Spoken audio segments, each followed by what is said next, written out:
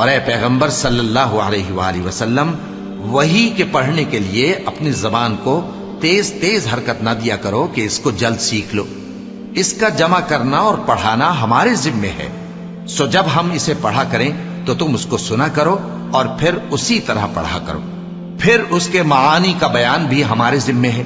مگر لوگو، تم دنیا کو دوست رکھتے ہو اور آخرت کو چھوڑے دیتے ہو. اس روز بعض چہرے رونقدار ہوں گے، اپنے پروردگار کی طرف نظر کیے ہوئے ہوں گے، اور بہت سے چہرے اس دن اداس ہوں گے، خیال کریں گے کہ ان کے ساتھ کمر توڑ معاملہ کیا جائے گا.